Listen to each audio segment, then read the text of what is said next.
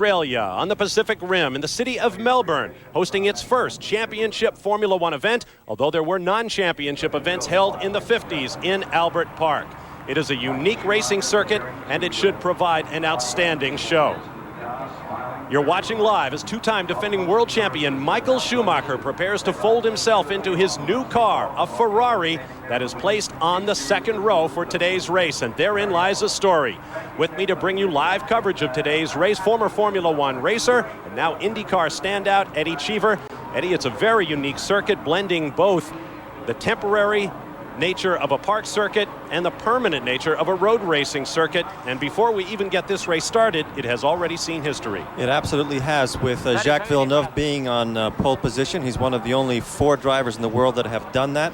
And I think it's tremendous that the reigning IndyCar champion would qualify for pole at his first event. Unique circumstances, brand new track, but I think it's going to be a tremendous race.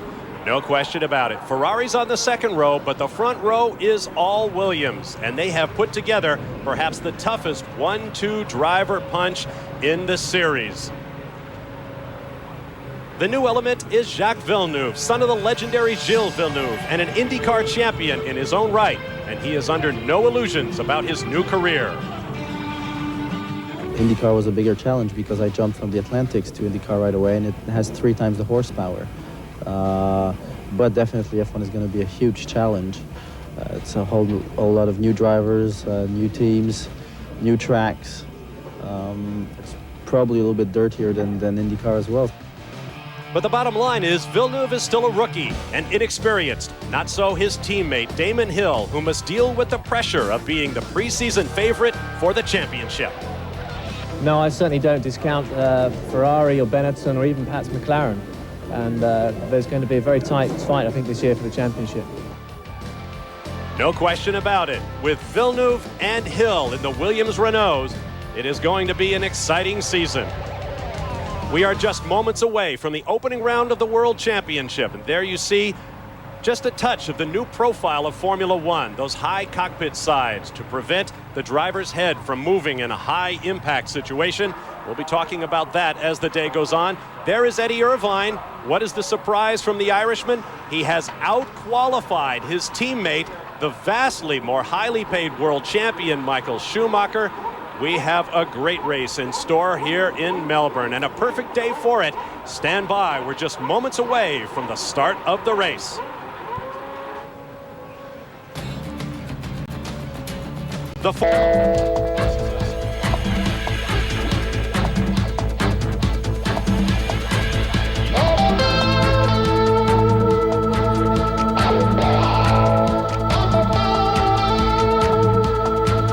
Welcome back live to Melbourne, Australia, where the elaborate new starting procedure for Formula One standing starts now in 1996 is just moments away.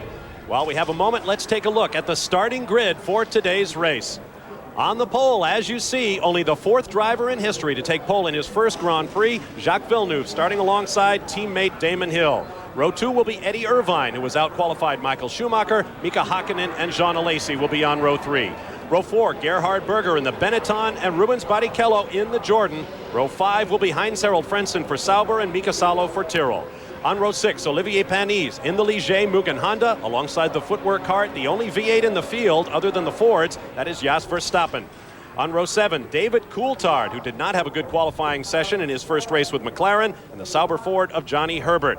Row 8 will be Yukio Katayama. Tyrrell, the only team with the same 2 drivers they finished last season with, and Giancarlo Fisichella, a rookie with the Minardi team. On row 9, Pedro Lamy with the Minardi, next to the footwork cart of Ricardo Rosset, a rookie from Brazil.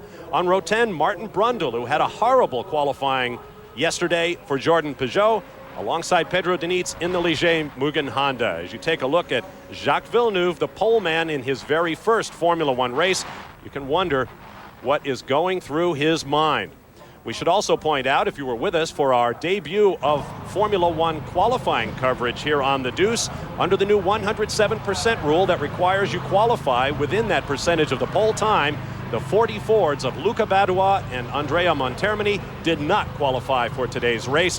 Badua missed it by a heartbreaking 0.4 of a second.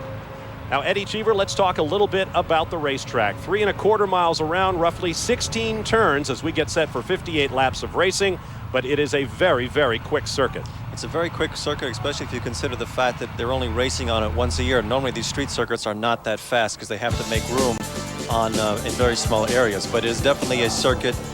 It's definitely a circuit that you can get your rhythm into it, and that is what the beauty of the circuit, because it has so many fast corners. Normally these circuits are very difficult, they're all stop and go, but when we looked at the qualifying yesterday, it was exceptional. It was exciting to see these drivers be able to bring the cars right to the limit, and that was mostly because of the track configuration. But it is a brand new track, it is very green, it's very dusty, and lots of people have been spinning in conditions that are far from optimal. And even this morning, I think somebody had some problems in the pits when they were practicing their pit stops. They came in and they, I think it was Alizé who came in and missed his point, hit somebody in the pits and hurt one of his pit crew's knees. Tweaked a knee on one of his pit crew members. Fortunately, that man is all right. You look down on Mika Hakkinen, a medical miracle in 1996. Recall the final race of 1995 back in November on the streets of Adelaide, a 125-mile-an-hour shunt. He cracked his skull, and for a while, folks were worried about Mika Hakkinen's life, more so than his career. But he has made a remarkable recovery, had some astonishing testing performances, and he is back in the McLaren Mercedes-Benz, of which so much is expected this year. A new look for Benetton, new drivers everywhere. In fact, of the 20 drivers qualified for this race, only 8 are in the seats they occupied at the end of last year. Now, let's talk a little bit about how we are going to start Formula One races in 1996. It is very complicated. 17 minutes prior to the formation lap, there's been a series of countdowns with red lights and horns to make sure everyone stays awake and perhaps keep the confusion to a minimum. The green lights will start the formation lap, and that is the last time green lights will be seen in the process.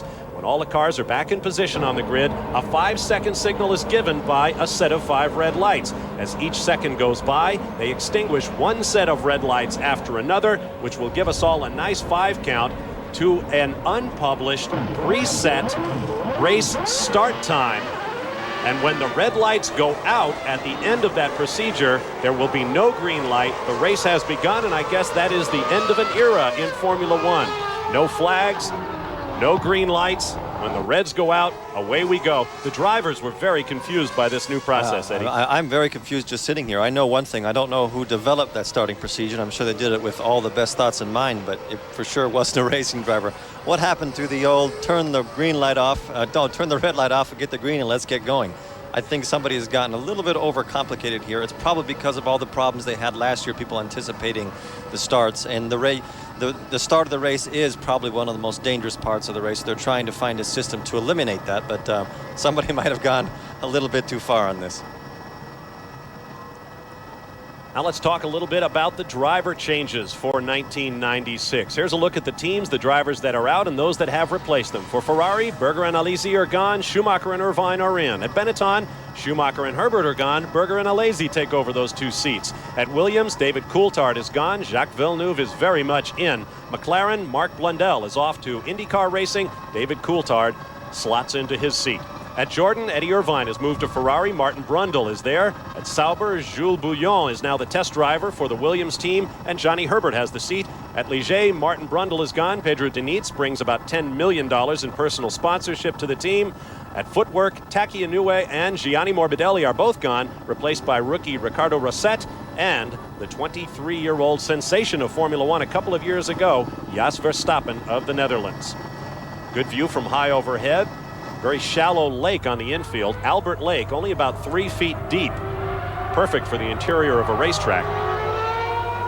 The drivers, to a man, love the circuit. Slightly bumpy in a couple of braking areas, but Eddie, I would guess it's destined to be a classic street racing circuit in the future. Absolutely. It always happens when they build a new circuit. The FIA always gets better every time they build one, and this circuit really speaks volumes for all the experience that the FIA has had building circuits. There have been a few complaints.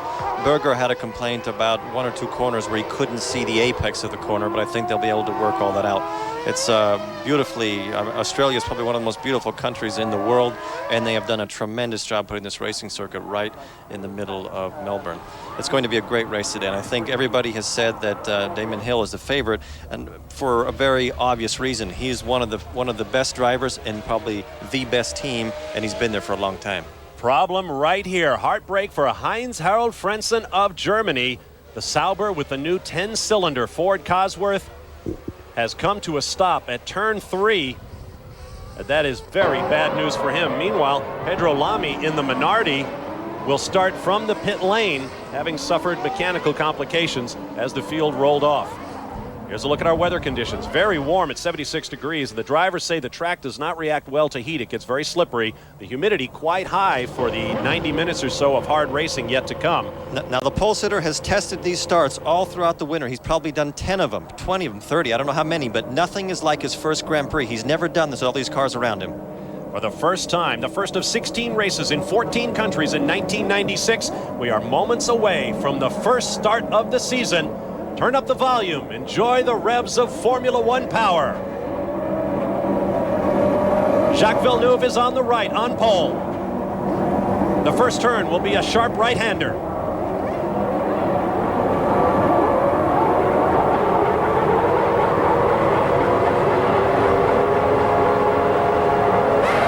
We are away. Villeneuve has gotten an excellent start.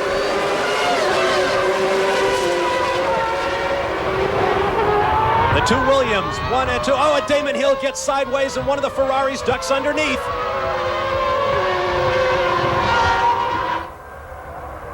And they get past. Damon Hill has shunted back to 4th place. Oh, we have a spinner in the middle and a huge flip. That's one of the Jordans. A tremendous crash. That is a terrible accident. He did quite a few yards on his roof. That is not a very good position to be in. The fire marshals have to get there quickly because this is when cars have a bad habit of burning. Now, Formula One cars this year are required to have fuel vents that do not allow the fuel to leak when the car is inverted. That is fine. Martin Brundle, and it appears he is all right. He's had a terrible weekend. He had a very bad weekend in qualifying and is right at the start of the race. I think one of the McLarens went sideways and he got collected in somebody else's accident, which is always very, very annoying. You can see it in the back of the screen. Watch the car.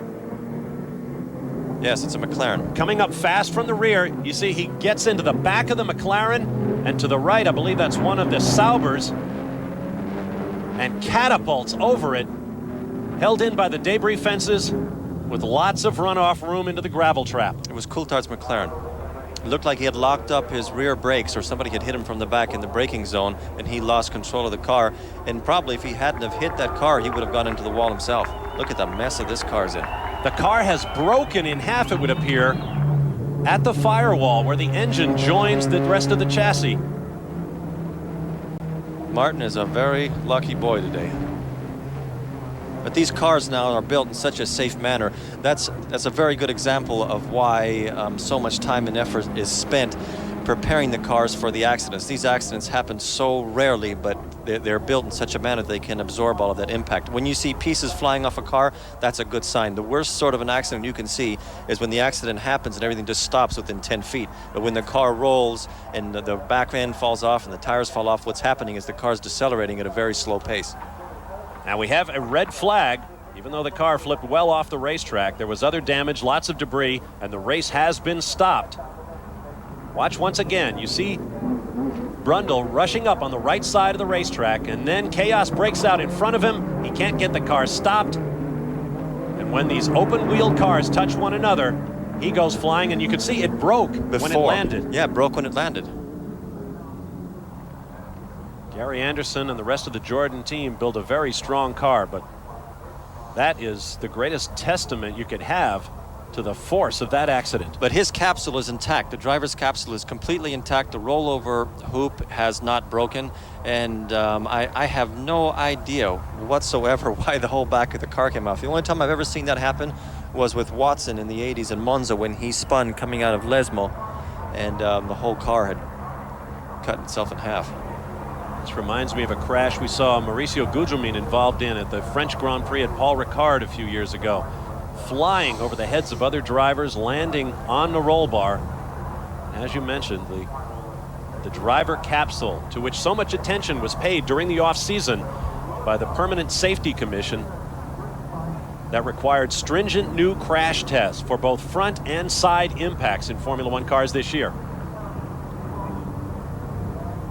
It was Mika Hakkinen's McLaren that ran afoul of, it would appear, one of the Benettons, either Alesi or Berger. But look at Martin Brundle's flight. Not a good way to start the season. Oh my. Here you see the scene of the accident. That was down in turn number 3. Meanwhile, the rest of the field has come around to a stop. In a moment, we'll do it all again. Stay with us for more Live from Australia. Back live at the Grand Prix of Australia, on board with Damon Hill as Jacques Villeneuve smokes the tires from pole position and rockets into the lead. It was a Williams 1-2 briefly, but watch this first corner as Damon Hill briefly loses control and finds himself in a fight for position with the 2 Ferraris coming up from behind. Villeneuve did a tremendous start there. Tremendous start. This young man has the ability to think very coolly. He was just repeating the same starts he had done in practice, and it looked like it made no difference to him at all. There were 20 other cars on the grid with him, and I think that is the sign of an excellent racing driver. Eddie Irvine and Michael Schumacher both made their way by, demoting Damon Hill to 4th place, and this is the corner at which Martin Brundle suffered a savage accident, launching his Jordan into the air. There is the rear of the car, the engine, which of course is a fully stressed part of the chassis, and the rear differential, the rest of the driveline. A moment ago, they picked up that rear of the car with the tow truck hook, and there was no fuel dripping out of it, which was pretty astonishing. Take another look at Damon Hill right there, just getting that little bit sideways. Eddie Irvine had a run at him. He almost lost it. He came very close to losing it. It looked like his brakes, he had a little bit of problem under braking. The back end was a little bit loose going in, and when he touched the power, the back end just kept on sliding. And Eddie Irvine has already had Schumacher gnawing at the back of him at the start of the race. And Irvine is definitely not sitting around waiting for something to happen. He went past Hill as if he was standing still. But look how intact that is. That is the most important part as far as the racing cars there are no pieces left on it. There's only one piece of suspension, but the whole driver's enclave is in perfect condition. Now notice those high sides to the left and right of the driver. Those are a new development required on Formula One cars this year. 22 centimeters below the top of the roll hoop is what the rule says. That is the yellow line. Now this weekend, the Jordan team came under fire for using the back of the roll hoop, the red line there, as the reference point, so to speak, for their cockpit sides. Several of the teams complained, arguing that there might be an aerodynamic advantage in that. But right now, I bet Martin Brundle is glad he had every centimeter of that protection. This is something that Indy cars is actually given to Formula One, because Indy cars have had those high sides on the car for quite some time. They've taken it one step farther. But I think actually in this accident, I don't really think Martin was going to have any lateral problems. That helps you. That would have saved Senna's life probably in the accident, in the very unfortunate and stupid accident that happened in Imola. That is something that would have saved his life. And I am always very grateful to the officials when they force the teams to make changes in the cars that cost everybody money because they're new and they have to make new cars. But racing always has to be progressing in safety. They always have to do something every year to make the car safer. And now with Formula One, they even have more drivers getting involved in it, which I think is a very positive thing. Gerrit Berger, who has a lot of experience, has been spending a lot of time speaking to the FIA on how to approach the circuits and giving a driver's perspective, which I think is very important, since it is the driver who's in the car and it is the driver who has the accident. Everybody always tends to forget that. I used to have horrific arguments with Balest when I was in Formula One, because they were passing down rules to us without ever asking the racing drivers, and the racing driver is actually the one that has to take the brunt of the accident. Well, perhaps the most remarkable thing of all, as you watch Jacques Villeneuve sitting in his car awaiting the restart, which is now about 10 minutes away. Martin Brundle has been checked and cleared by the track doctors and the Formula One doctor, Sid Watkins. He will climb into the spare Jordan and take his place on the grid for the restart. Amazing. We'll be back live to Melbourne in just a moment.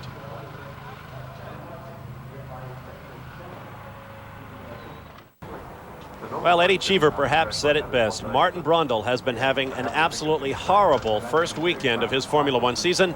There he walks with Formula One Dr. Sid Watkins, a highly respected neurosurgeon from London who heads up the safety commission, and I wonder what they're talking about. You can tell by Martin's, I've been a teammate of Martin's for many, many years at Jaguar, and by his demeanor, the way he had his hands behind his back and he was talking to the doctor, he was trying to convince him that he's in good shape to race. That's what he was doing. And listen to the applause he gets from the crowd. This is great. Unfortunately, he's going to get a new spare car, but he's not going to have enough time to change his shorts, though. So it's going to be, he's a very lucky guy. Look at all that public. Wow. Go, Martin. Get in your car, and let's see you have a great race. This is also a new Formula One procedure. After you have an accident, to prove you're fit, you have to do a quarter mile up and down the pit lane. Yeah, I can always laugh and joke about an accident when it has such a happy ending as this one did, but he is very lucky with all those pieces that were flying around. It is so easy for something to land in the wrong place, but I think the drivers are a lot more protected with these new rules than they were in the past. Well, there's Eddie Irvine, who out-qualified Michael Schumacher for this race, and Schumacher handled it so well. When asked about it by the press, Schumacher said, well, I'm sure it'll be good for Eddie's motivation to start ahead of me. Schumacher, I think Schumacher is an unbelievable racing driver, extremely talented, and he has the determination of a German. I mean, he really goes about his job in a tremendously well-organized manner. But when you're up on the top of the tree like he is, everybody's shooting at you. And I guarantee you when Eddie Irvine goes to bed at night, he's thinking about how he's going to beat Schumacher. And if somebody is wishing and will put as much effort or a little bit more effort than he will beat him. Nobody is unbeatable, and Schumacher knows that. And in this team, I think the opportunity will be equal. I don't think the opportunity was equal at the Benetton team. There is Rubens Barrichello, Eddie Irvine's former teammate. Eddie had an interesting comment, which dovetails nicely with what you were saying, Eddie. Irvine said, at the end of last year, Barrichello was being beaten up so much in the press that there really wasn't much point in me beating him anymore. It wasn't going to do any good for my career to finish ahead of Barrichello. He wanted to move on to the greater challenge of racing with and against the world champion. Now, while we have a moment, let's talk a little bit about the technical changes for the cars this year. Increased head protection. We've just seen graphic evidence of what that can mean to a driver in a crash. The exhaust, they are now banned from using expansive exhaust ports to help control power. Cranks and cams must be made of steel, no exotic carbon fiber. Fuel vents must be closed when the car is inverted, so no fuel can leak out. The clutch must be able to be disengaged when the car is stopped on the racetrack, and the steering wheel must be left in place. A couple of drivers have already been nicked in the wallet for that this weekend. Front wing end plates have been thickened to help prevent tires going down when the wing gets caught on a neighboring car's tire. The rear winglets must be forward of a box 40 centimeters, about 18 inches, beginning at the rear axle. And the engineers and designers in Formula One have established elaborate measures to get around that rule. And there will be no exotic composites in the blocks or the heads of these engines. Any metal is okay, but no carbon fiber or plastic. Spare cars, Johnny Herbert is out of the race because Heinz-Harald Frentzen will take the spare car. Martin Brundle is in the spare car, and we are told that that car was set up for Rubens Barrichello. So as a result, Martin might be a little bit uncomfortable in it. There is Mika Hakkinen, who knows what it means to come out of a crash and return to Formula One. That is one tough guy there. That is one very determined human being. Anybody to have that sort of a crash, he owes his life to a variety of things. A very good helmet and a very safe car and great doctors. But to come back and to drive as competitively as he has done is really a tremendous accomplishment. He is being engineered this year by David Brown, who worked for the Williams team for a decade, engineering the likes of Alain Prost, Ayrton Senna, and Nigel Mansell. And now he is Hakkinen's man. Here comes Martin Brundle, back out in the spare Jordan with new livery this year. Cigarette sponsor Benson & Hedges is behind the team, so the cars are golden. And it appears he will start from the pit lane.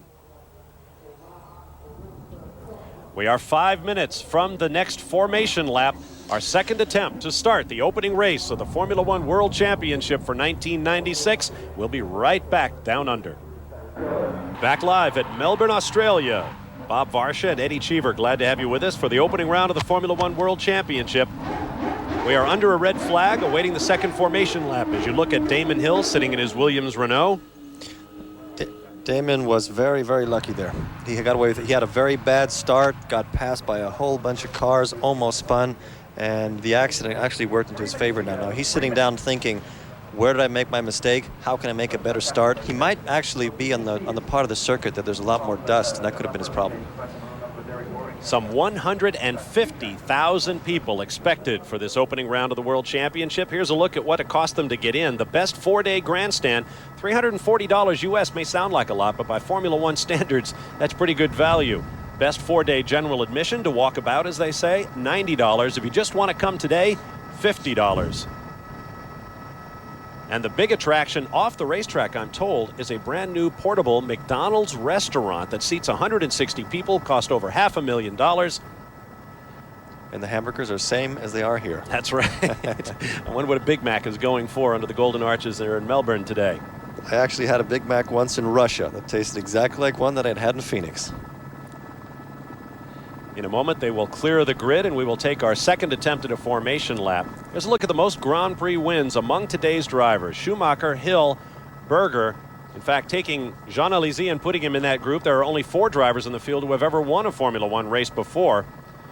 Schumacher, of course, working his way up the all-time list. He is presently 9th. Damon Hill, of course, just 1 away from his late father, Graham Hill, a 2-time world champion. If he can win today's race, he will even the family score. And Gerhard Berger, well, it would be difficult, I would think, for Gerhard to pick up a race victory today. He has had an absolutely abysmal time coming to grips with the Benetton, both the old and the new. Qualifying is one thing and racing is another. The configuration they put the cars in for the race could be different than what they have done in qualifying. There's very long straightaways here, so they might have made some wing adjustments. Tire wear. None of these cars have actually done the whole race distance on this track. The car that is the best balance will be the one that wins the race if they can stay out of trouble. So I wouldn't count Berger out completely. There are drivers here today that could surprise everybody. I mean, the new Ferrari's done so few miles, and it's done quite a good job. I mean, being in the second row is a big achievement. So it is possible the Ferrari could come alive, and the Williams is one heck of a team, and they've done very, very well for the last 2 or 3 years. So there could be a lot of surprises today. Once again, the engines fire, revving to as much as 18,000 RPM, a mechanical marvel. And there are 20 of them. Well, make that 18 of them now on the grid. We'll be right back. Live at Melbourne, Australia, the field is making its way around this 3¼ mile combination temporary and permanent road circuits as we prepare for the second attempt to start the first Formula One race of 1996 in Australia. We want to remind you, coming up Monday through Friday at 7 p.m. Eastern Time, RPM Tonight, hosted by John Kernan from the heart of stock car country, Charlotte, North Carolina. RPM Tonight is fast. It covers everything that rolls in motorsports. 7 p.m. Monday through Friday, RPM Tonight, here on The Deuce. Beautiful look at the skyline of Melbourne, a city of about 3 million people, 1 million of whom we understand are descended from Greek and Italian ancestry, which makes it one of the world's great restaurant cities as well. Being the southern hemisphere, we are getting into the fall, but it has been quite warm. Temperature pushing 80 degrees as we prepare for this race. There's a great view looking out to the south. You see the layout of the city and where Albert Park is placed. Named for Prince Albert, German-born Prince Consort to Queen Victoria of England in the late 1800s. That is Albert Lake in the middle, about 3 feet deep. During qualifying, there were several boats parked out there with their propellers removed because the lake is so shallow that they would be beached if they had their props. Now we have to remember that these gearboxes have already gone through one grueling start.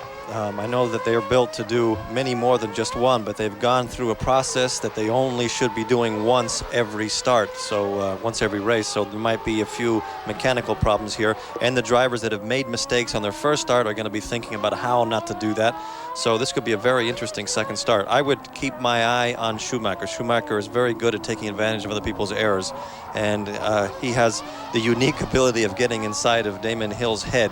So I'm sure Damon, after that first start, and the fact that his teammate got such an excellent start on them, will be paying a lot of attention, not just on one front, but on two. Now the field comes set once again. We did not notice the second McLaren of David Coulthard out there. Mika Hakkinen was involved in that crash, and the spare was set up for him as the team's #1 driver. So it would appear that David Coulthard does not have a McLaren Mercedes to race here today. Did you see him pull in, Eddie? I think he might be there. That might have been one of the so arrows. difficult to see. Martin Brundle will start from the pit lane. Coulthard is in the pit lane behind Martin Brundle.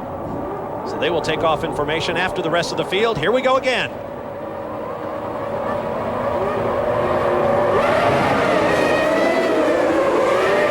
It's gonna be close. It's gonna be close. Alesi diving down underneath Michael Schumacher. Oh, lots of tire smoke at the first corner. Once again, Villeneuve and Hill. And now the Ferraris are back into third and fourth. This was the scene of the accident on the previous lap. I think everybody learned their lesson. Here comes Martin Brundle, followed by David Coulthard. Villeneuve opening a few car lengths worth of lead. Now Villeneuve has an advantage here because he has an open track ahead of him, and he's probably looked a few times in his mirrors. He knows that Hill is not that close to bother him, so all he has to do is just drive as quickly and as smoothly as he can and let everybody else fight. If he can get enough of a break here, then Hill will have to worry about Schumacher, and Schumacher's got to worry about the guy behind him, and he can just go along his pace.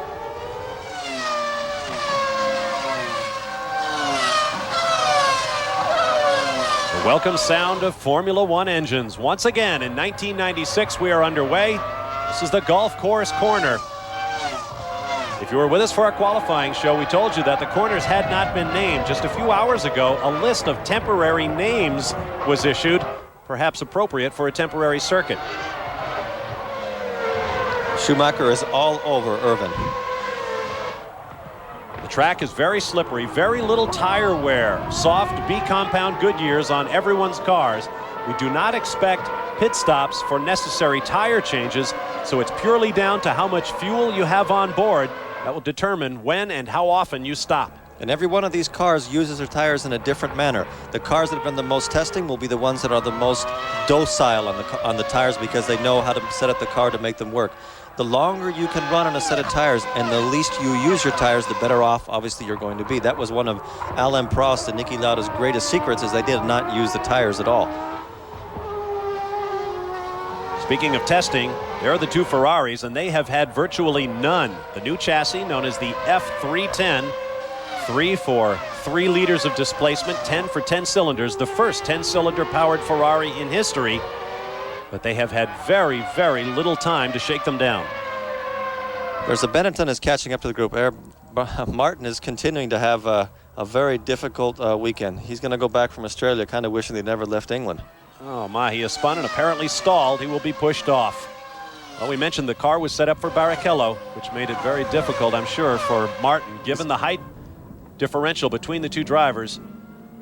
Now here is Brundle, and this might have been the sort of his problem. Yes, he was trying to pass a car. It's so difficult on these brand new circuits. When you get offline, it's very, very slippery. There's no rubber down, so you can think you have the speed to pass somebody. When you go to get on the brakes, all 4 brakes lock up and you just can't stop. It's like being on ice. Michael Schumacher has reestablished team orders. He now has passed Eddie Irvine for 3rd place. You see the number 1 on the Ferrari. Ferrari hasn't earned that number 1 since Jody Scheckter back in 1979. But Michael Schumacher has brought it to them, as Alain Prost did before Schumacher. There's the pass. Very clean pass. Obviously, Irvine knew he was coming, gave him enough room. Now they can work almost in tandem and see if they can pick up the 2 cars that are ahead of him. In fact, Schumacher has already broken away a little bit from Eddie Irvine. And Villeneuve, although he's holding a very fast pace, has not managed to break away from the group. This is where Hill should come into his own because he's done so many miles with Williams and he's done so much testing. Now this is where a driver of his experience comes into his own because he knows that he can just keep lapping lap on lap on lap without making mistakes. That is Jean Alesi and the new paint job on the Benetton. He was pressuring Eddie Irvine briefly, but now Irvine draws away once again. Ferrari V10 against Renault V10. Villeneuve has set fastest lap, but there is a very long way to go. 58 laps. We have restarted for the full 58-lap distance, roughly 190 miles, and it will be hard work on a warm day here in Melbourne with about 50% humidity. And that's a lot. That is a lot, especially for the first race of the year, because everybody's still not used to what they're doing. So everybody to now, up to this point, everybody's still feeling their way around. And it is, they're trying to see how the car is going to work. And being a brand new circuit, every lap they do, especially with 20 cars on the track is changing consistently. You're getting more and more grip. And it's going to be really interesting to see who has done the best job at setting his car up, not for the beginning of the race, but towards the middle and the end. And nobody has any experience on the circuit, so I'd say Villeneuve, if there was one race where he can start on equal footing with everybody else, it has to be this one. 6 points on this racetrack where the drivers reach speeds in excess of 170 miles an hour. They hit about 175 at the start-finish line. In fact, Damon Hill was the first to do it. 3 laps complete. Jacques Villeneuve taking up right where he left off in Indy cars, leading away here. Only 2 drivers in the history of Formula One, going back over 4.5 decades, have ever won their first race. Welcome back live to Melbourne, Australia, and the $42 million temporary circuit known as Albert Park. Michael Schumacher, the 2-time defending world champion in his Ferrari debut, has just set fastest lap. This top trio have pulled away from the rest of the field just enough to make them kind of the cars you have to focus on now. Schumacher is looking incredibly precise and very comfortable in his car.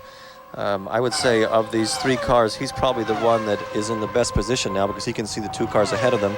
It's a brand new car for him, and he's just starting to feel his way into the race. And he even qualified his spare car, which probably is one of the reasons why Eddie Irvine was ahead of him. But he is definitely picking up the pace, and now we're going to see who's reliable and who's consistent. Now it comes down to those 2 things: consistency and reliability. And Schumacher has all of those qualities. Had a look at the running order there. Giancarlo Fisichella, the former Italian Formula 3 champion, has made his way up to 13th from the 16th starting spot. Damon Hill, a quick look in the mirrors, and what does he see? His arch rival over the last 3 seasons, that man Schumacher. His worst nightmare is right back. He's right back, and this time he just has a red car instead of a green one. On the unofficial list of corners, this corner, the site of Martin Brundle's accident, is known as the Sports Center corner. If you look closely, you might see Dan Patrick and Keith Oberman with their feet up. Oh, spin and contact. That's one of the footwork cars. That is Ricardo Rosset, the Brazilian rookie. It looked like a pretty hard smack, too. I wonder if he hasn't knocked the camber out of those rear wheels. Well, he'll find out pretty soon. That's one of the hardest things to do, is when you hit something and you have to get back up to speed quickly. So yeah, it's this circuit. This circuit is playing a lot of tricks on a lot of people because they keep thinking they're going to have a lot of grip when they go to pass somebody, but they get offline and there's a lot of dust and they inevitably slide past. If you go back to the first 3 cars, and we'll probably be seeing them again in a second, Schumacher is picking up a lot of time under braking. Not so fast in the straightaway, but he's really pretty quick under braking. Let's take another look at that. Rosset on the left, that's Pedro Lamy in the Minardi on the right. He was almost by. But he just lost a little bit of momentum, and he gave the other car an opportunity to come back and take his own line. There really wasn't enough room there for 2 cars, but there isn't that much grip when you get offline. It's very difficult to stop these cars if you're not on a grippy part of the circuit. It's almost like driving over a damp track, so it's going to be very difficult to pass. There you see the drivers who preceded Jacques Villeneuve in taking pole in their first ever Grand Prix. Of course, Giuseppe Farina of Italy in the first ever Formula One Grand Prix in Great Britain in 1950. Then Mario Andretti in the Lotus at Watkins Glen in 1968 at the U.S. Grand Prix.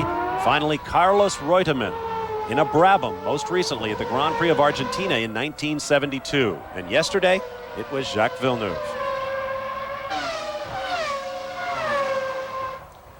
Of the 22 drivers entered in this race, they come from 13 countries. Once upon a time, there were about 8 Italian drivers in Formula One. Now, there are 2.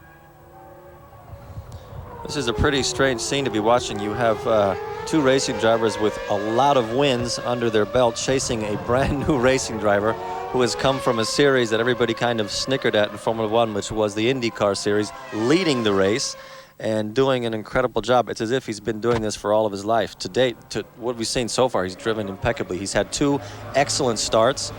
He hasn't put a wheel wrong to now, and they really haven't been fast enough even to get close to them to try to pass him. So it's quite an achievement. A great shot from the roll hoop of Jean Alesi's Benetton Renault. He and Eddie Irvine are having quite a tussle.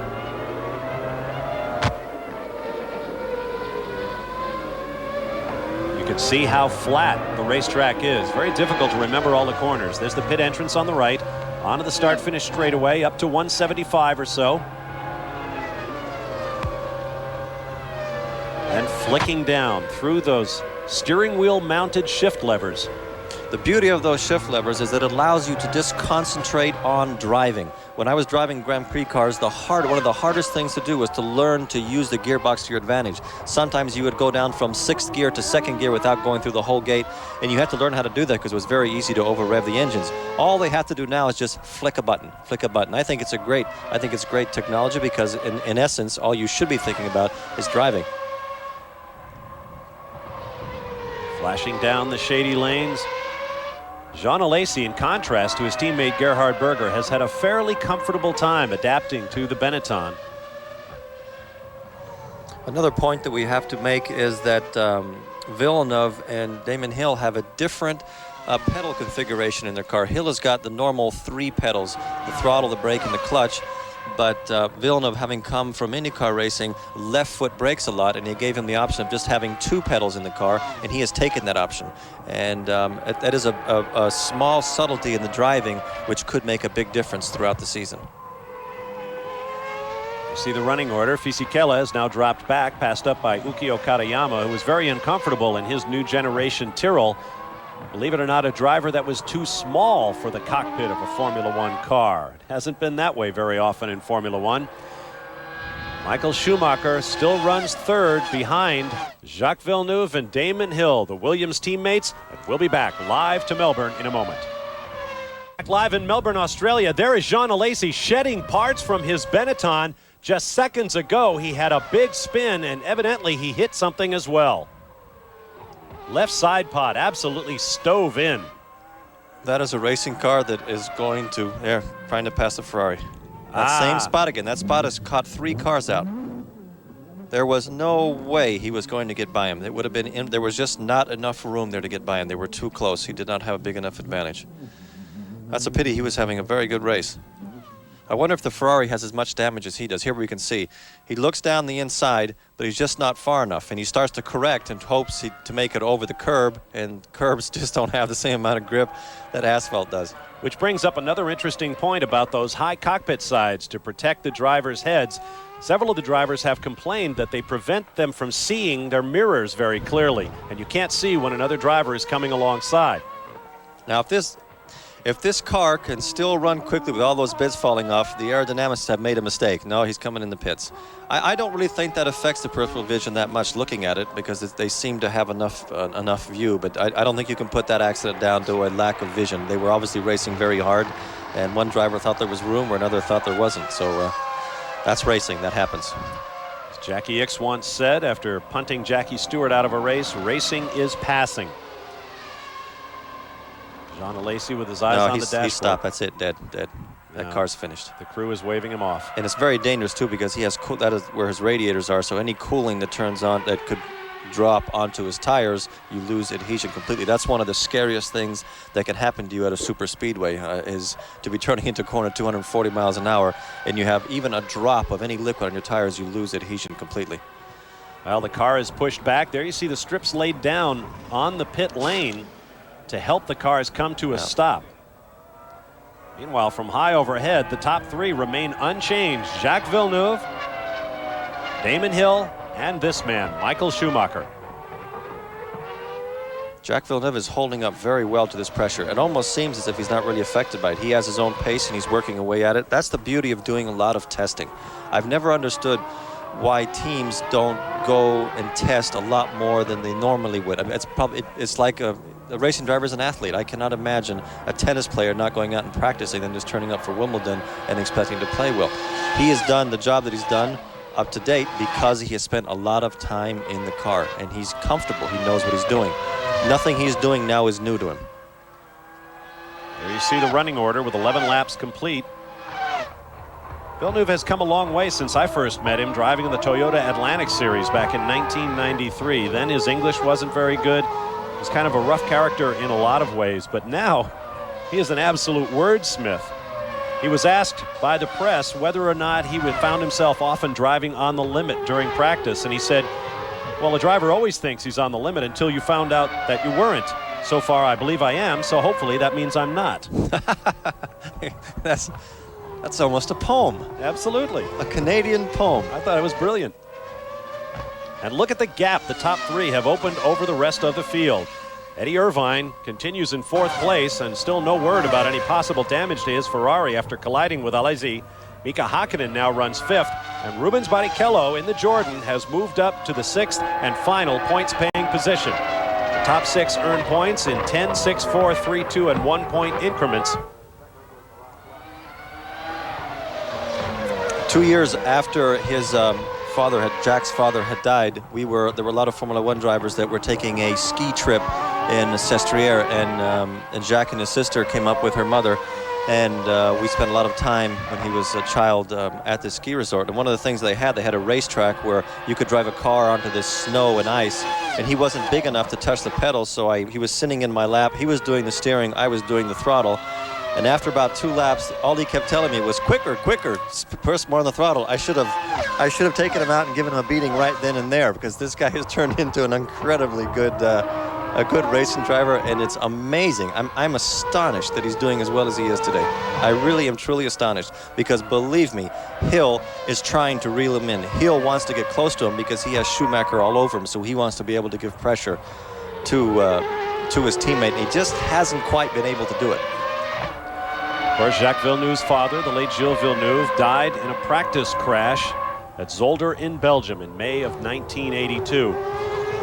One of the most perhaps impetuous Formula One drivers of all time, famed for wanting to be the fastest man in every session, tearing the wheels off the car, spectacular crashes, won a half dozen Formula One races, but died well before his time in that tragic crash. Jacques Villeneuve, although he seems to have all of his father's speed, seems to have a very different approach to his racing. He was asked about his qualifying performance. He said, I always wait until the last lap or two to go for it. That way, if I spin off or destroy the car, at least I will have qualified for the race. That doesn't sound like what Gilles Villeneuve would have said. Very mature. Very, very mature. Very mature attitude, especially with this new qualifying rules they have now. You have to get everything done on Saturday.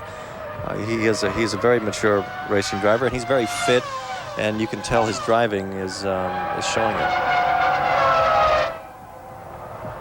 Now this is the battle for 5, 6, 7, and 8. Hakkinen, Barrichello, Berger, and Salo. Notice the livery distinctions between the Benetton and the Tyrrell. There are basically none.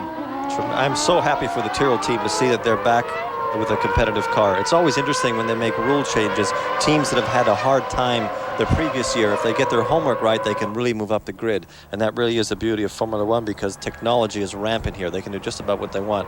So this combination of the Tyrrell and the Yamaha engine with Salo is doing very, very well. They're running right behind the car or the team that won the World Championship last year.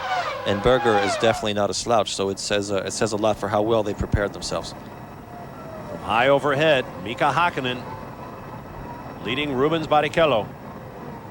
Obviously, Irvin's car was not hurt in that accident, or not hurt badly, because he's still on the track. And Ferrari are the first 4 positions are exactly as they were in qualifying, and nothing really has changed much. You see behind the battle you're watching, those 4 cars. Heinz-Harald Frentzen runs in 9th, Jos Verstappen in 10th in the footwork, followed by Olivier Panis, Ukio Katayama, Giancarlo Fisichella, Pedro Diniz, David Coulthard, Ricardo Rosset, Pedro Lamy now running a lap down and may be in trouble. Remember, he was clobbered by Rosset. And Jean Alesi, of course, is out of the race. Joining Martin Brundle, Johnny Herbert on the sidelines. Montermini and Badois never started the race.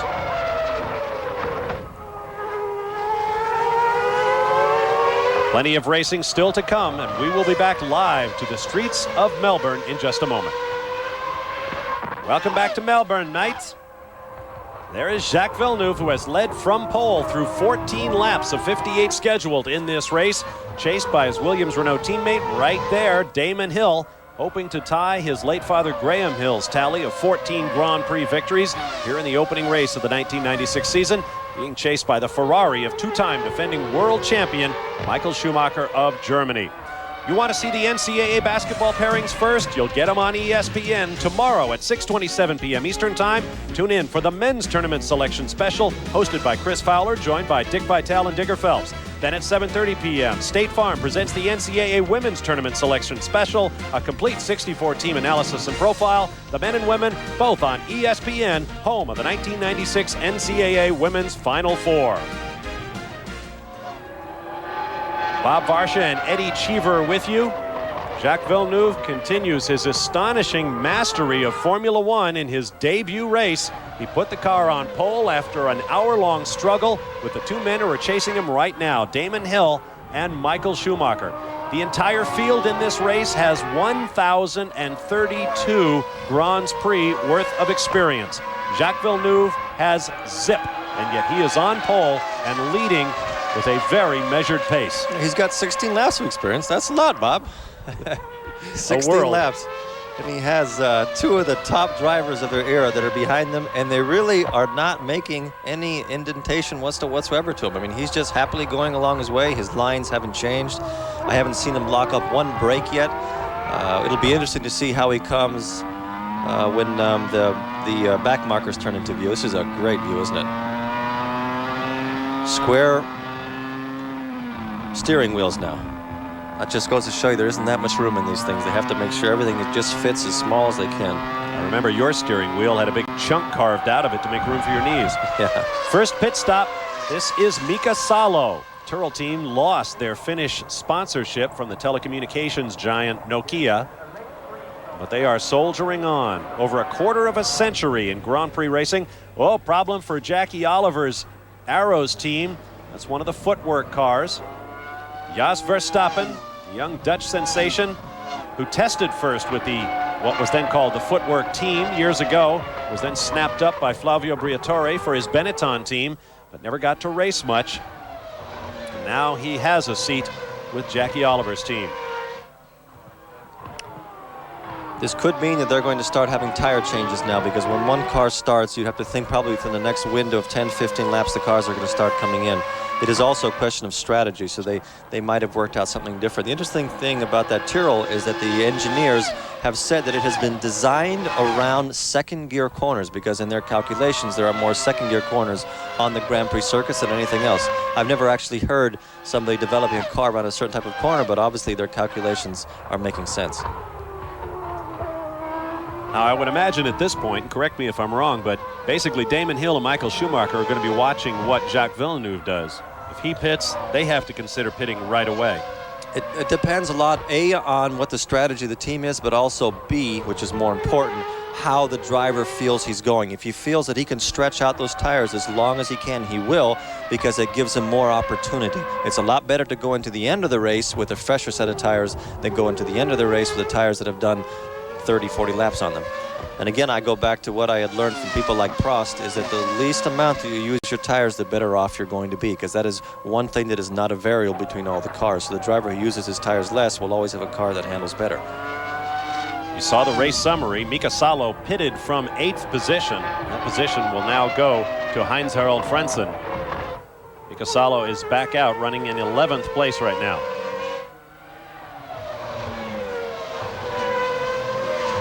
Last year, part of Michael Schumacher's mastery of the series was his uncanny ability to complete very quick laps. Number one, before he came in, and number two, as soon as he came out. It's all time. It makes no difference. I mean, it's once the green light, or I don't know what they call it now when they start the race, but once the race starts to when the race ends, the clock is running. So if you are slow, if you're very fast in the circuit when you should be running, but you come into the pits and you're very slow and you lose 2 or 3 seconds, those are 2 or 3 seconds that you have to make up. And he has an uncanny ability to turn the wick up quickly whenever he needs it. Irvine said that yesterday to the press, that he doesn't understand how Schumacher can go out on a second lap and be 2 seconds lap quicker than he is. So that is definitely a talent, because it's hard to go fast when the car isn't all warmed up, because it's very nervous and very jittery. In fact, the drivers say that the abrasion, the tire traction, is so low on this racetrack that it takes about 5 laps to get your tires up to operating temperatures. And obviously that's the 5 laps where you want to maximize any advantage you might have over your opponents who might be pitting. So it's going to be interesting to see what happens to the drivers who get in and get out and have to make up time in a hurry.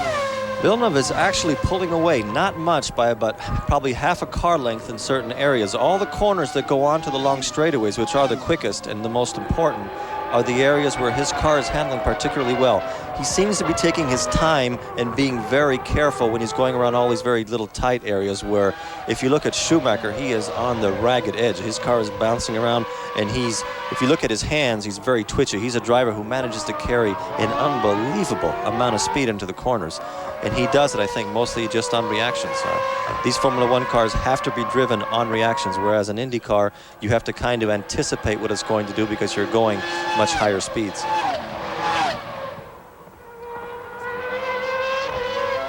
Gerhard Bergeron, coming into the Benetton team, said the car was so critical, so difficult for him to drive on the limit.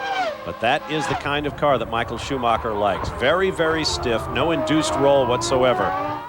Go-kart. He started from go-karts, and he's done a lot of miles in go-karts, so the feeling he has had. I heard even now he trains at go-karts. So when he's at home in Germany, he goes out in his go-kart. Here you have a man who's earning $45 million a year who goes out and takes his job so seriously, he goes out and trains in a go-kart. All of the drivers of the future, every era has a racing driver who is the best, and all the other drivers try to emulate him.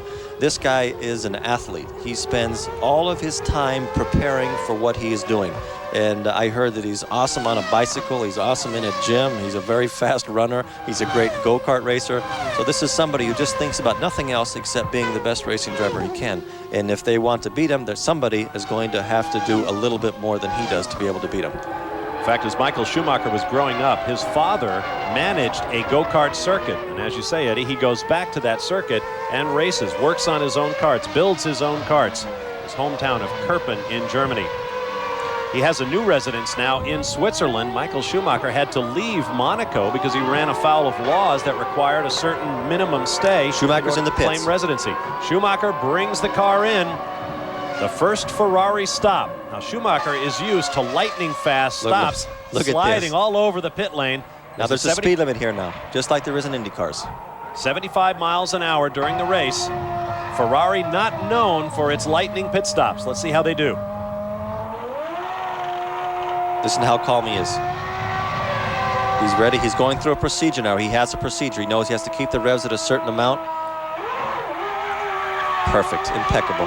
Long stop. I imagine a lot of fuel went in. You saw them waiting on the fuel hose to be removed.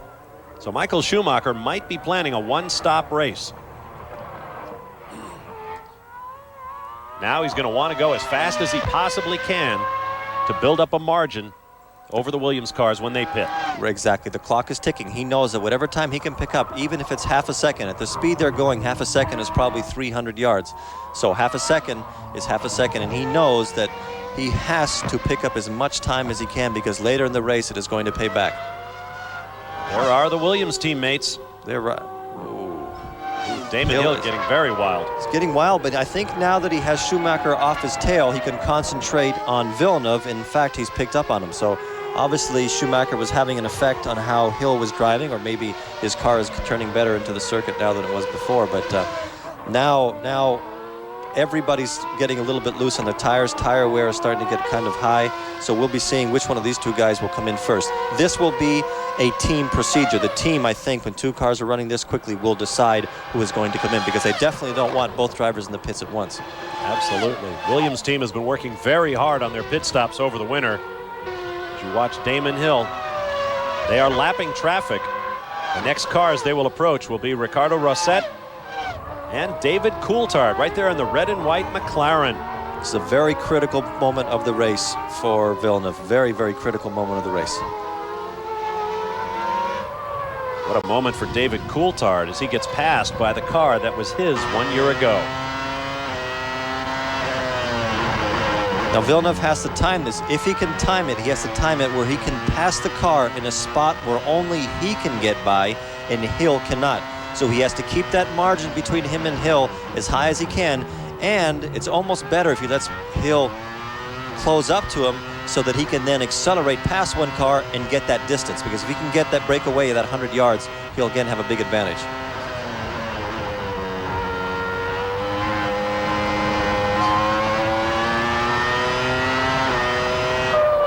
Great view from overhead. Villeneuve goes around Rosset in the footwork. A V8 engine from Brian Hart, who works miracles on very limited money for Jackie Oliver's team. In fact, Brian Hart wanted to bring out his new V10 for this season, but they simply couldn't find the money to fund it. And I'll bet it would have been a great engine. Passing the pit entrance one more time. No pit stop for the Williams teammates right now. Villeneuve and Hill out front. Not Gilles and Graham, Jacques and Damon. Back live on the streets of Melbourne, Australia. Bob Varsha and Eddie Cheever, glad to have you with us. Approaching, I should say, the midpoint of this 58-lap Grand Prix of Australia. Race leader Jacques Villeneuve flashes by the Sauber Ford of Heinz-Harald Frentzen. Great move. That's exactly what he should have done. He passed him exactly in a spot, timed it perfect. Now he'll be able to break away a little bit from Hill and get a little bit of rest because Hill was starting to close up on him. Look at the distance. That's just from timing his pass in the right manner. That might have been just chance, but it looked to me like he just did it exactly at the right moment and almost gave Hill enough room for him to try it because Hill had to actually back off. And in the previous pass in traffic, Hill just barely made it by. Now Damon Hill closing up once again. Still waiting for the pit stop for the Williams team, but moments ago, Eddie Irvine brought the other Ferrari in, and it was a very quick stop. They had to be, what was it, a 12-9? 12-9. So these crews are very competitive. Even amongst the team, one crew wants to beat the other one. So this is something they will know on Monday morning whether they did or not. Once again, waiting for fuel out in a full second quicker than Schumacher's stop. That's a lot of distance on the racetrack.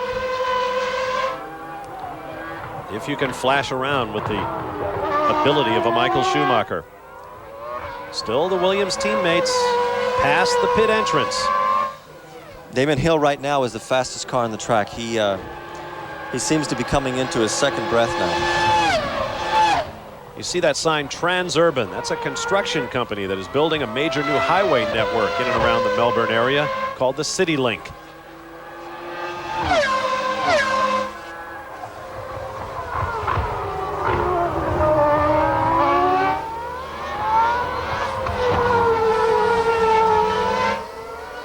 Keep in mind that your average street car is cranking at about 3,000 RPM. That is highway level engine speeds.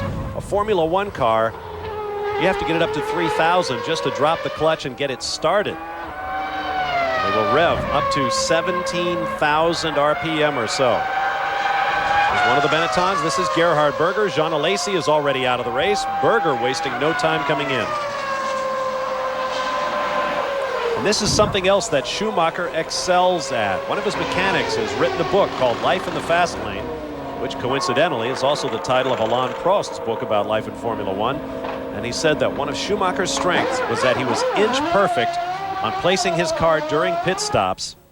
9.1. 9.1. That is 3 seconds faster than Schumacher's pit stop. Less fuel going in.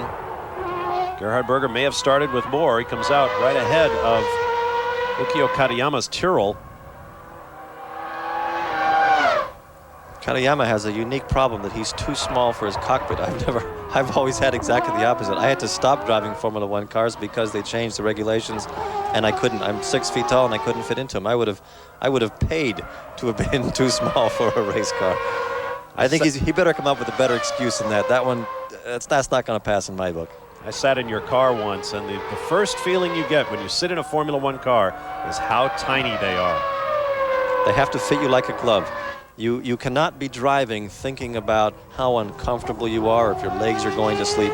You have to be driving and just thinking of nothing but that. The racing car has to be as comfortable as a couch, because if your concentration goes away and you start thinking about how uncomfortable you are, it is going to have an effect on your performance.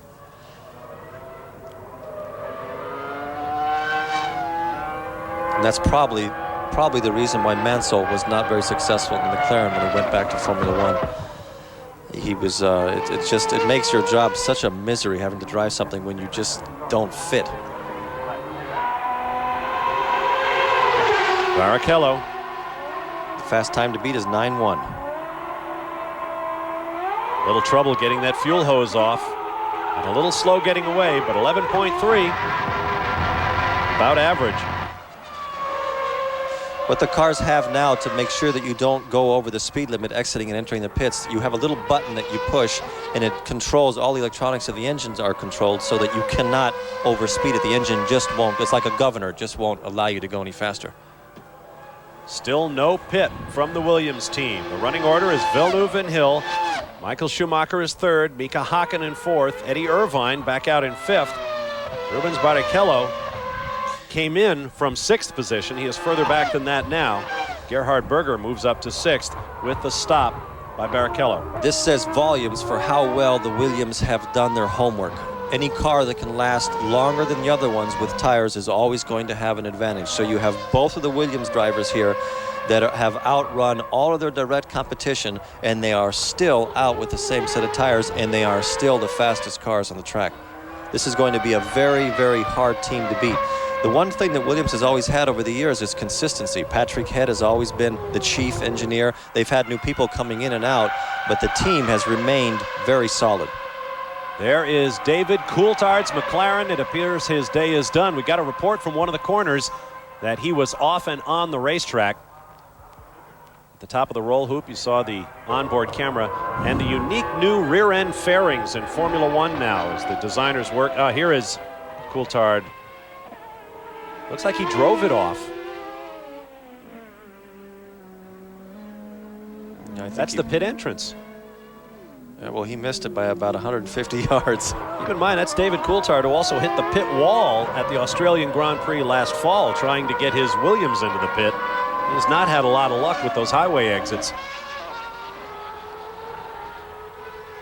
Remarkable that Villeneuve and Hill had so much fuel on board because they are going so far, and yet they were able to remain ahead of Schumacher. There you see the the pit stops for Berger, Irvine, Barrichello, Schumacher, and Salo. Keep in mind that that is from pit in to pit out, and the length of stop determined by the amount of fuel that goes in. Berger's is actually very competitive, isn't it? That's very, very. Now that is time. That's the same as a lap. That's exactly the same. That is distance on the racetrack that you're either going to gain or you're going to lose.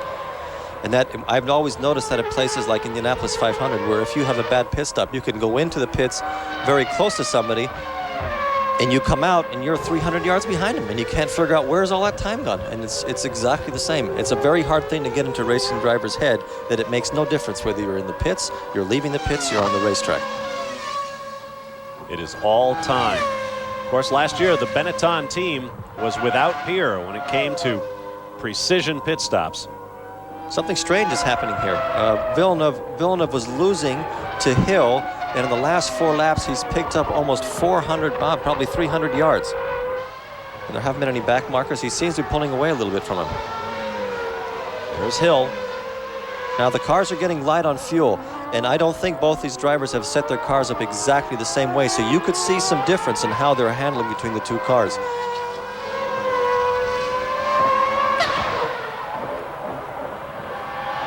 Still no pit in for the Williams teammates. We'll take a timeout and return live to Melbourne with more of the Grand Prix of Australia. 29 laps of 58 now complete. We are at the halfway mark of the Grand Prix of Australia, round 1 of the Formula One World Driving Championship for 1996. I'm Bob Varsha along with Eddie Cheever. Jacques Villeneuve took the pole in a tense qualifying session. He has held it through 2 starts following a massive accident suffered by Martin Brundle in his Jordan, breaking the car in half. Brundle eventually got the spare car and dropped out, but Villeneuve has withstood the pressure of that man, Damon Hill, and of 2-time defending world champ Michael Schumacher, who runs in third, but nowhere in sight. Still waiting for a Williams pit stop. Here's a program note. Say goodbye to hockey's most legendary arena, the Montreal Forum, as the Montreal Canadiens end their 68-year association with the great old building. They welcome the Dallas Stars, and you could see it Monday night, March 11th, 7:30 p.m. Eastern Time, 4:30 p.m. Pacific from the Forum here on The Deuce. It should be a great evening. We have a great race going here, and we could have history to be made once again. Only 2 drivers have ever won their first Formula One Grand Prix. As you look at the cars out of the race, Johnny Herbert virtually never got it started. His teammate and team leader, Heinz-Harald Frentzen, took over the spare car after activities in the opening laps. And Villeneuve has now pitted. Brundle saw Alizé out after a collision with Eddie Irvine's Ferrari. Let's watch the Williams team go to work in their first stop of 96. You hear the engine of the rev limiter? He's trying to keep it right on the limit. 75 miles an hour.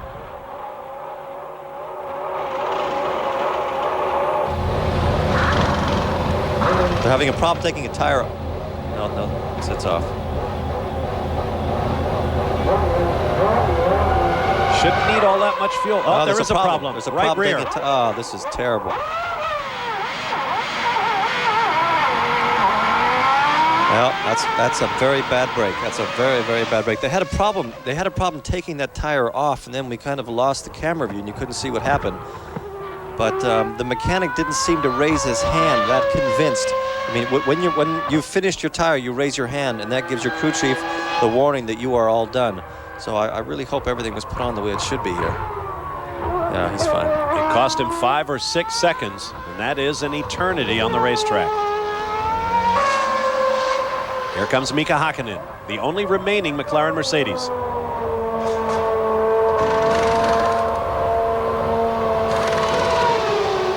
That really was a disappointing pit stop for Villeneuve. He had run impeccably to that. That'll make the race more interesting, because if everything is normal and Hill keeps running at the speed that he has been running, he will be probably 1.5 to 2 seconds ahead of Villeneuve 3 or 4 laps after he does his pit stop. That was a very slow pit stop for McLaren also, 13.5 seconds. And they didn't have that much fuel to put in because we're over half race distance. You see one of the Ligers working on a very limited budget this year under director Tom Walkinshaw. Rubens Barrichello has been off and on. Comes the word from the corner workers at turn 12. There's that corner again. And that is the race leader, Damon Hill, coming up from behind. Talk about the McLaren team. They haven't had a victory since 1993 in the Australian Grand Prix back in Adelaide, when it was won by the late Ayrton Senna, and they have won no titles since 1991. This could be a big break for Villeneuve. If Hill gets caught up in this traffic, he can pick up those 2 or 3 seconds that he had lost in the pits, because Hill's been behind these guys for almost 4 corners now, and that must have cost him at least a second. It's Olivier Panis. He's got by one of them. Now he's got by the other one.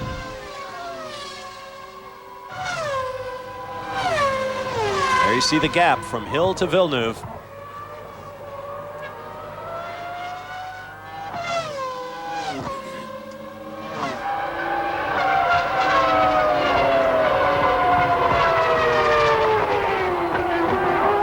Down through the gearbox, hard on the brakes. What an extraordinary machine a Formula One race car is. It's built with one purpose in mind, to go here. He's coming in the pits. Hill is in the pits. So we should see how much Villeneuve lost probably after 2 or 3 laps. Hear the rev limiter? That is a lot easier to push that button to get up to 70 miles an hour than looking down at the revs and checking what speed you're at. Keep in mind, Jacques Villeneuve is 38 seconds away and closing fast. Oh, it's going to be a quick one, I think. No, again. That's unbelievable. There you see Olivier Panis is away, and Damon Hill's clock is still running. Now he is away 18 and a half. Oh, my. The fuel was going. I mean, it was a question of the fuel going in slowly, and I can't understand why they're over half race. It took them so long. Yes, but Hill's tires are cold, or he's not up to speed, and Villeneuve has to get him now. He cannot wait. He has to get him now. You can't let him even go through 3 corners. That's what you call defensive driving. If you want to pass me, that's fine with me. That's brilliant. Absolutely brilliant. Villeneuve knew that his teammate had cold tires, a brand new set. He was warmed up. He knew what his tires were going to be like. He had his rhythm, but he knew that if he let him wait too long, he would have a problem. Here's Michael Schumacher's stop. This is an unprogrammed stop. There's no reason for him to be in here. Yeah, something is wrong. He was losing ground. He had done some laps in 38 seconds when Hill was doing him in 34. Looks like they're reaching in some kind of front suspension problem. That's one very mad German right now. I think it might be something with the brakes, because that's where all the brake cylinders are.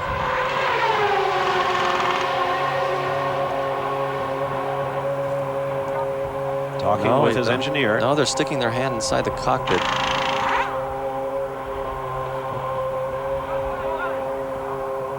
Well, that kind of puts him out of the race. Very long stop. And the engine's heating now. This is not good. These engines are cooled by air, so when you stop in the pits like that, if you stay there for a minute and a half, the temperature can go up 20 degrees. We're going to send him back out. Although at this point, unless something drastic happens to the Williams cars, he is racing purely for points. But Eddie Irvine is way ahead of him. I mean, he'd have a very hard time catching up to him. 50 seconds is an eternity. And there's only 25 laps left.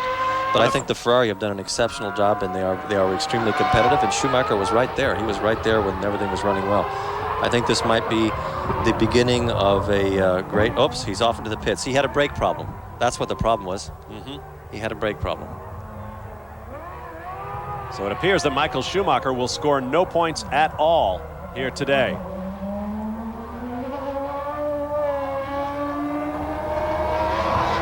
Yes, no brakes. Now, if you watch the tires, you'll see one of them lock up. See the left-hand side lock up? Yeah, he has no. What's happened is, I think he's had a problem with the fluid in his brake system, and only two sides or one side of the discs are actually working, and that's not quite enough. When you need four, two is not quite enough. He's trying to stay out of the way. He's there goes back Eddie in the pits. Irvine He's going done. by. So a remarkable turn of events for the two-time defending world champion. Ferrari was living a dream weekend thus far with virtually no test time on this car. In fact, they shipped it out to its first test. Whoa, Villeneuve and Hill, the Williams teammates, are going at each other once again. Frank Williams is not here this weekend. Of course, he is confined to a wheelchair, and he had recently sold his private jet. He has not taken delivery of his new one yet, and he cannot fly commercially this great a distance. Oh, and off the track is Villeneuve. I can tell you one thing. If Hill has an accident with Schumacher, that is one thing. But if these two drivers run each other off and Eddie Irvine finishes first, Frank Williams is going to be a very unhappy team owner. These guys are going at it tooth and nail. Oh, something went wrong with Villeneuve's car, and he seemed to have lost some speed. Either this set of tires is not to his liking, or I have no idea. He lost it going into the corner. A great piece of driving to keep it going. Now all Villeneuve is thinking when he gets back on the road is, where is Hill? Where do I have to place my car? Because I have a long section coming up. Where do I have to place my car to make it as difficult as possible for him to pass me? And he made the right decision. A lurid slide in the first corner that has collected a number of cars this year, and Michael Schumacher is tucked into the Ferrari garage. Now Villeneuve's position right now mentally is very hard. He has gone from being the fastest car in the circuit to being pretty comfortable. He's gone off the track. He's managed to keep his teammate behind him, but he has to get his rhythm back. He has to forget about Hill, and he has to get his rhythm back. But he might have a problem with his car that he has to drive around it. He might be having to make some small changes to how he drives his line. And obviously he's not as comfortable as before. But you would expect a driver of the experience of Hill to get stronger towards the end of the race. And if there's one thing that a new driver has to learn in Formula One, is that the pace of the races are very long. Unlike an Indy car where you get yellows often, this is a constant race from the minute you start the race to the minute you end. 1980 world champion Alan Jones, who is of course Australian and who won his title with the Williams team, said Jacques Villeneuve's qualifying performance was one of the most phenomenal efforts he has ever seen in Formula One. And now it would appear that Villeneuve is getting a big dose of the reality of racing in the world's most popular form of motorsport. Villeneuve, Hill, and Irvine running up front. We'll be back to Melbourne in a moment. Back live in Melbourne, Australia, where Jacques Villeneuve is doing everything possible to keep his teammate Damon Hill behind him. I want to remind you about the next race on the globetrotting Formula One World Championship. It'll be the Grand Prix of Brazil, and it'll be coming your way live Sunday, March 31st 10:50 a.m., 7:50 on the Pacific Coast. And we will begin with an on-the-grid special half hour before the start of the race. Villeneuve did exactly the same thing he'd done before in traffic. He timed it just perfect, got around a car, and put Hill under a lot of pressure to try to make it around. These guys are dueling out, not just with racing cars, but they're dueling mentally right now. And the stronger of the two is the one that's going to finish ahead.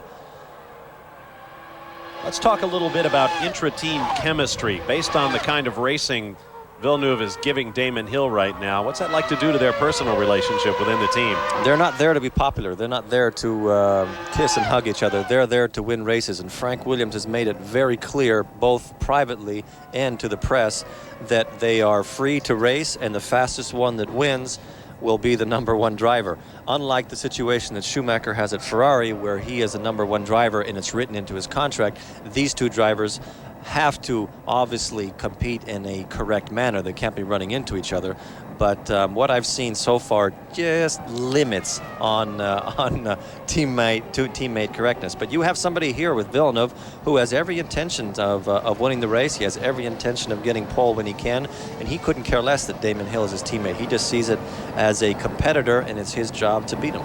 And I think Frank Williams has given them all the rope they need to do that. Let's update the mechanical casualties. A gearbox has taken Rubens Barrichello out of the race. Rough start for Eddie Jordan's team this year. David Coulthard dropped out with throttle problems in the McLaren. And we have confirmation from the Ferrari garage. It was brake failure that sidelined Michael Schumacher. Way to go, Eddie. I'll have to come back and do this again. I don't know. Villeneuve has gotten past that critical moment he had when he went off the track, and he seemed to be having a hard time, and now he's back to his rhythm, although Hill seems to be just a little bit more confident than he was at the beginning of the race. Hill kind of has the upper hand now because Villeneuve is having to drive with Hill in his mirrors, and that's always a little bit uncomfortable because you've got to, every move you make, you have to make sure you're in a position to defend whatever place you want on the track. There you see the gap from second place Damon Hill to third place Eddie Irvine in the Ferrari. As you can see, that gap is coming down, just a couple of tenths on that last lap. But Irvine is lapping in 1:34s, and there he is, while Villeneuve and Hill are battling one another and going slightly slower than that. They're going a little bit slower because Villeneuve is having to drive in a semi, not really a defensive mode, but in a semi-defensive mode. When we get back to where we can see the two Williams driving, if you look at the line that Villeneuve is taking, he's taking very wide lines and using a lot of road. And if you look at Hill, who is right behind him, he's probably covering maybe a fifth less distance. He's using less road, and what he's doing is he is studying the lines that Villeneuve is taking, and he's trying to think, where is the best place for me to pass? Because he's not going to have many shots at it. And on a track like this, where it's slippery when you get offline, you have to make sure when it's time to pass, you do it. You can't be thinking about it, you have to do it. So he's preparing himself now for that. He already had 2 runs at him and failed in both of them. You see the gap stretching out just a little bit. Eddie Irvine with clear track in front of him.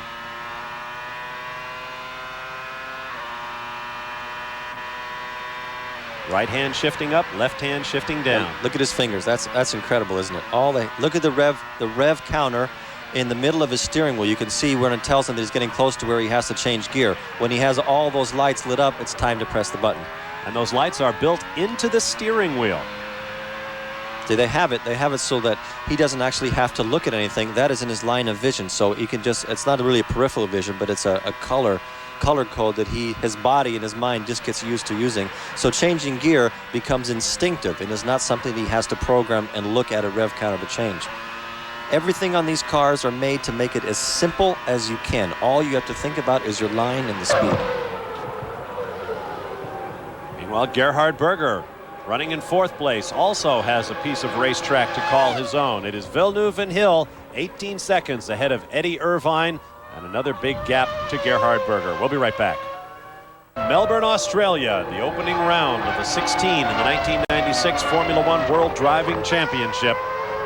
The race leader is Jacques Villeneuve over Damon Hill and Eddie Irvine. Now we want to correct something I said earlier about our air times for the Grand Prix of Brazil. Let's get them straight. On Saturday, March 30th, 1 hour of qualifying. You'll see it at 11 p.m. Eastern Time. Then on Sunday, March 31st, the race at 10:30, not 10:50, but 10:30 a.m. Eastern Time, live coverage beginning with a half hour on the race grid, and then the second round of the World Championship from Sao Paulo. 6 cars remain on the lead lap. The points earners at this point: Jacques Villeneuve, Damon Hill, Eddie Irvine, Gerhard Berger, Mika Hakkinen, and Mika Salo. Then Olivier Panis leads the cars that are 1 lap down, including Heinz-Harald Frentzen, who has just pitted, Ukio Katayama, Ricardo Rosset, Pedro Diniz. They are all 1 lap down. Pedro Lamy now 6 laps down. I believe he is actually out of the race, although he is still being counted. And Giancarlo Fisichello's race appears to be done as well. Berger's into the pits again. We've noticed him being very nervous looking on the racetrack. Yes, he doesn't look at all comfortable in that car. I think it's going to take a while for them to look at all that brake dust come out of the carbon fiber brakes.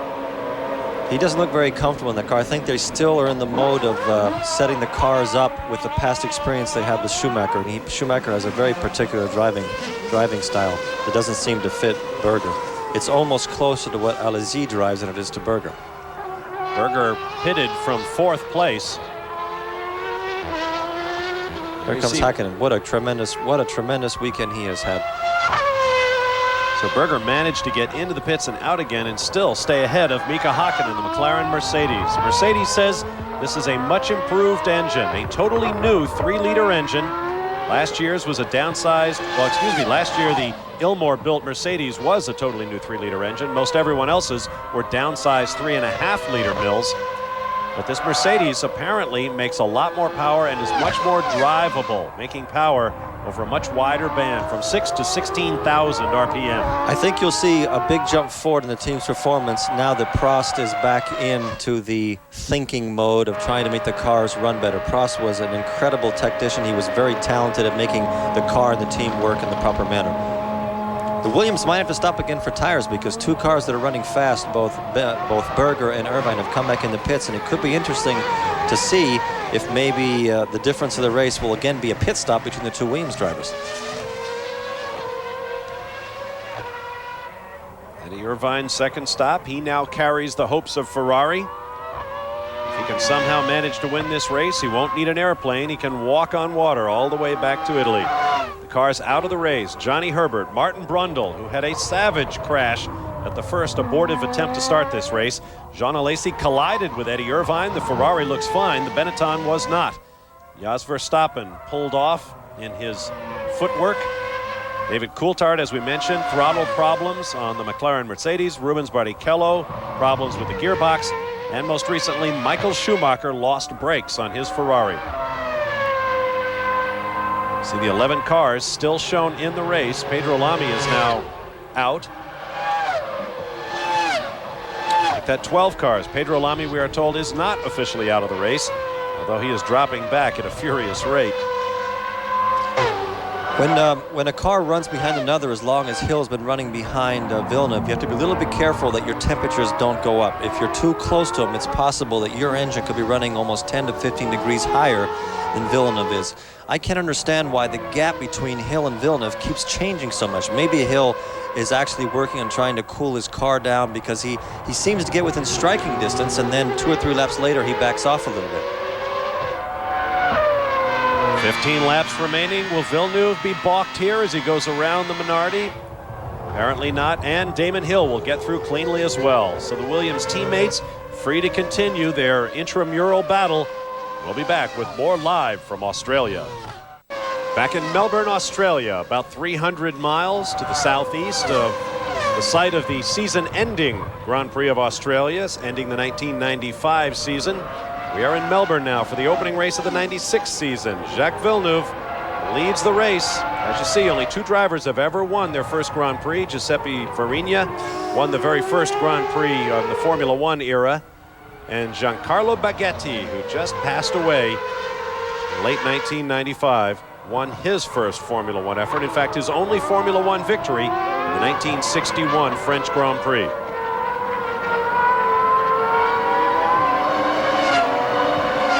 Up the start-finish straightaway.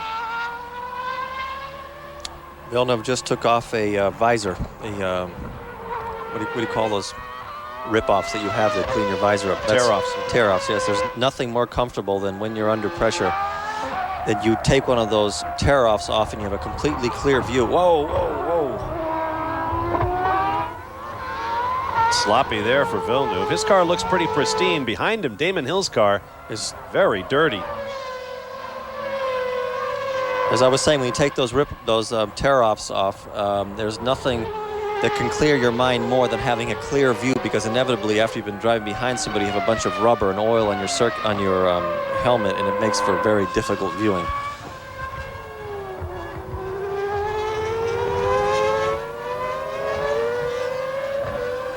It's already been an historic weekend for Jacques Villeneuve, one of only 4 drivers to take pole in his opening Grand Prix.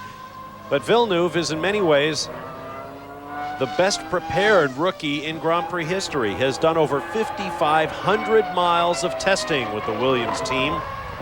Everyone in Formula One likens it to Michael Andretti's short visit to Formula One a few years ago, when he got very little testing for the McLaren team and suffered throughout the season as a result of it. But Villeneuve went about it, I think, in a little bit different manner. He went to Europe, lived there. He wasn't flying back and forth, so he took advantage of the opportunity that was there. Is that a puff of smoke from the back of that car, just noticed? We'll see. 5 cars now remain on the lead lap. The 6th car, Mika Hakkinen, has been passed.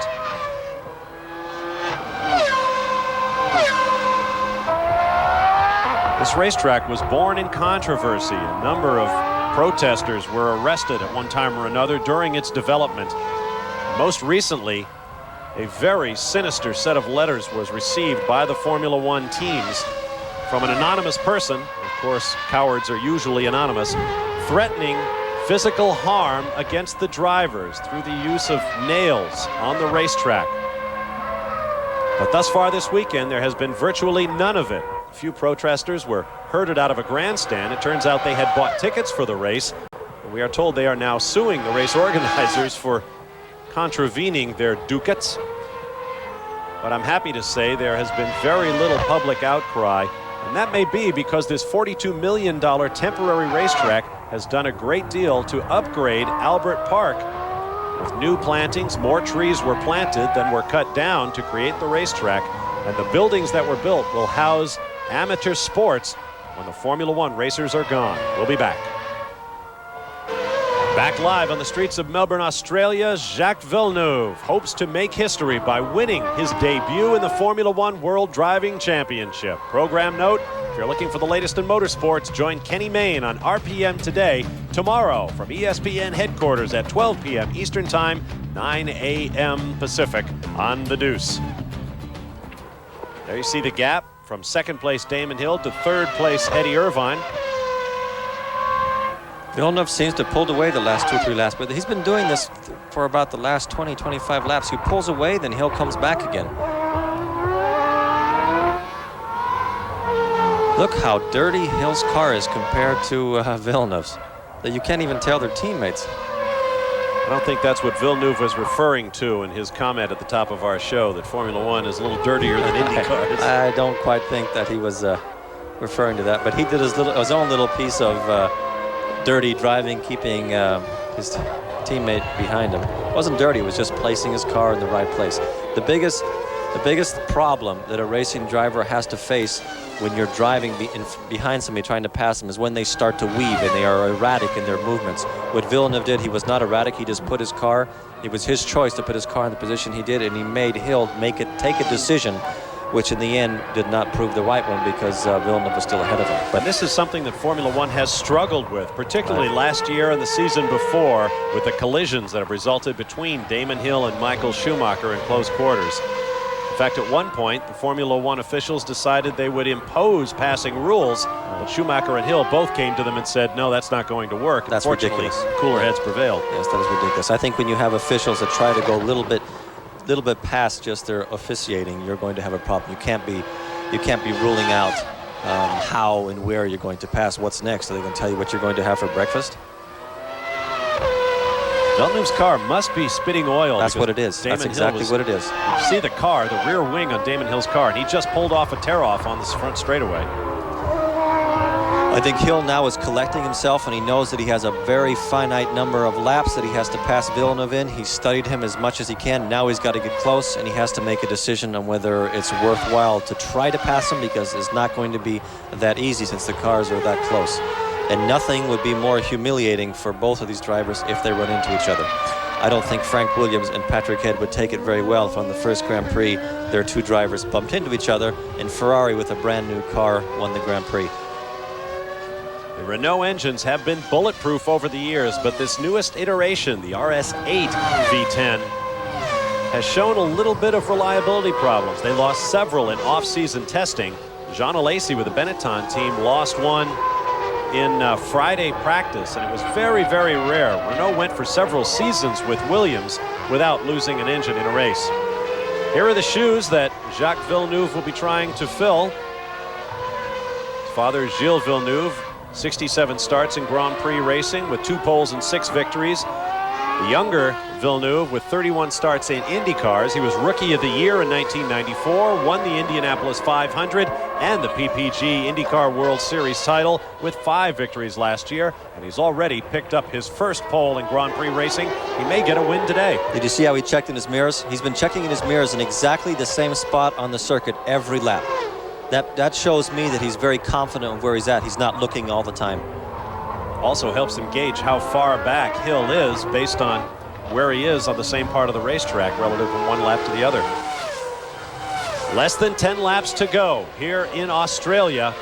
We could be watching history as the latest Villeneuve sensation emerges from Canada into Grand Prix racing. We'll be back. May be headed for yet another dramatic twist in the final laps of this Formula One Grand Prix of Australia. There are signs that Jacques Villeneuve is in trouble. There is smoke from the back of his car. He has been smoking a lot the last 2 or 3 laps, and Hill was getting very, very close to him. But if he is actually losing oil or water, that could be bothering Hill, so where he can't get close enough, because every time he gets close, his visor gets all covered up. And if you look at the back of the wing of Hill's car, it's almost black now with all the oil. You couldn't even tell these two cars are from the same team. 6 laps remaining. The 2 Williams cars unchallenged out front. Eddie Irvine in the Ferrari is well back. And it will be quite an achievement for Ferrari. If he can come home on the podium, it would equal his best ever Formula One performance. A 3rd place a year ago in Canada, where Jean Alesi brought the number 27 Ferrari, so closely associated with Jacques Villeneuve's late father Gilles, home for his first Formula One win. If he is leaking oil, the quality of his oil is going to be extremely important right now.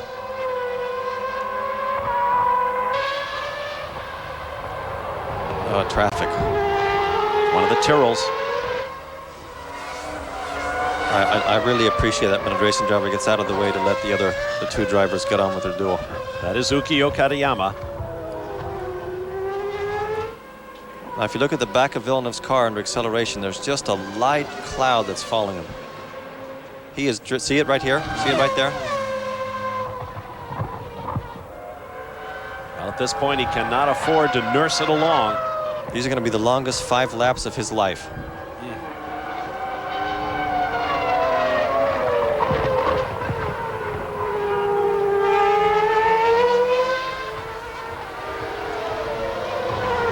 Hill closes in.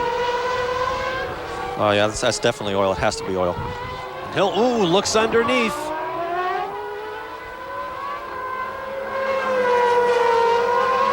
Yeah, Villeneuve's in trouble.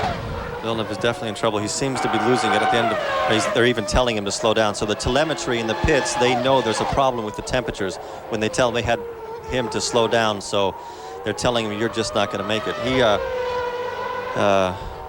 He's not in an easy position. Here we go, it's done. That's it. The team decided.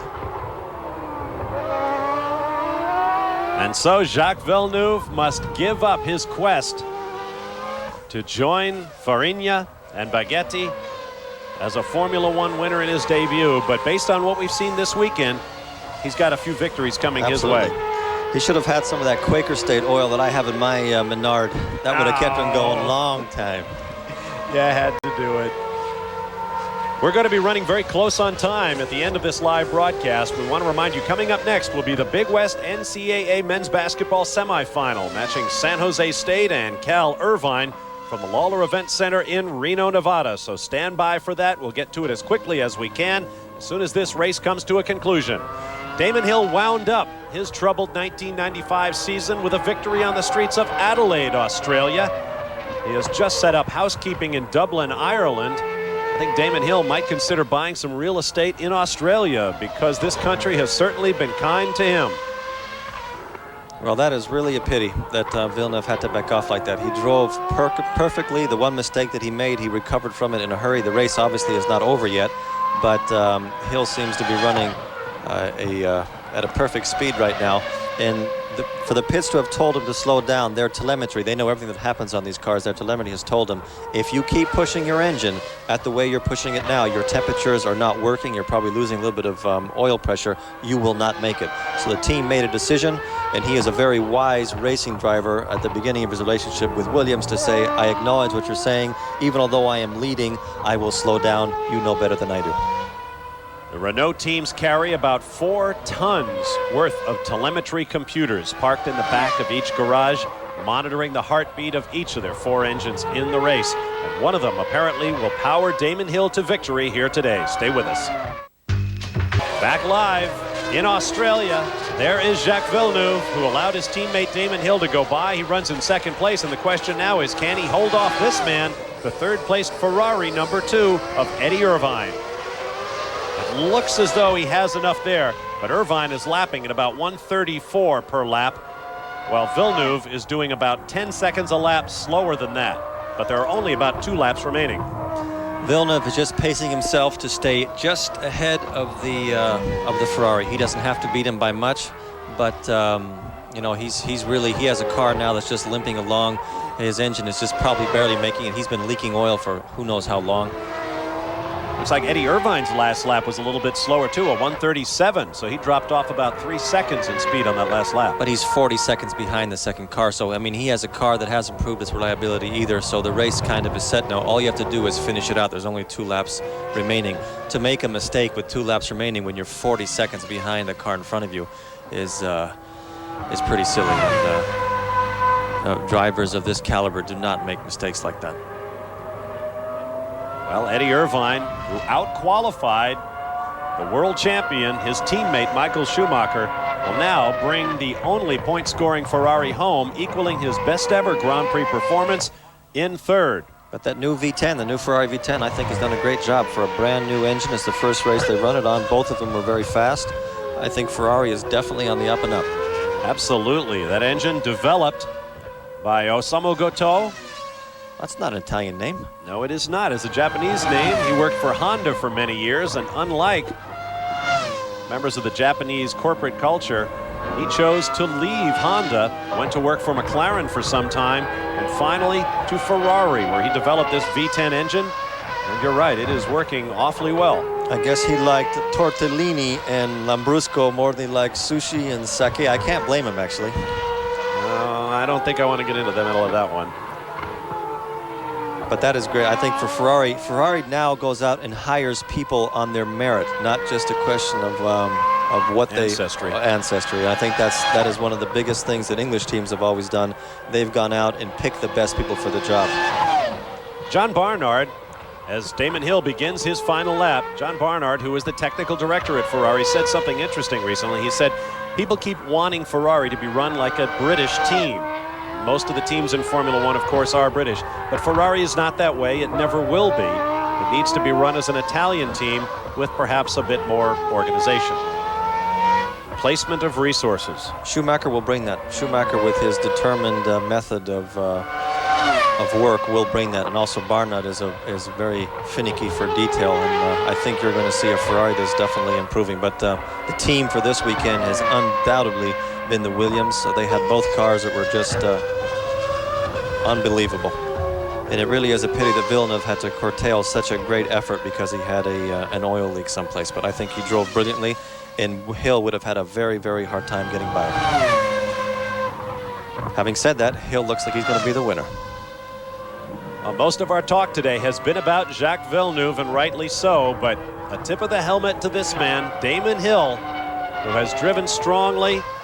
A few thrusts at his teammate when Villeneuve was in the lead, which the French-Canadian parried strongly. I'm sure there will be discussion of that in the Williams garage later on. But it appears that they will salvage a 1-2, and you can't do any better than that. But it will be Damon Hill, who is under so much pressure this year, the best chance he has ever had at the World Championship, and he will begin the season in style with a victory here in Australia, his second straight win in this race. And he has the same amount that his father did. 14 Grand Prix wins, matching the late Graham Hill. Graham had 2 World Championships. Perhaps this will be Damon Hill's year. The Williams have continued into 1996 at the same speed they had in 1995. That is really an accomplishment. A brand new car, but maybe the whole secret to it was keeping their #1 driver. Here comes Villeneuve. I think has done a tremendous job.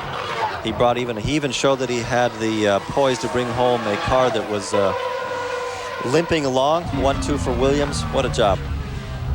Congratulations to Damon Hill and Jacques Villeneuve for their 1-2. It'll be maximum points in the Constructors' Championship for Williams, trying to wrest that title back from the Benetton team.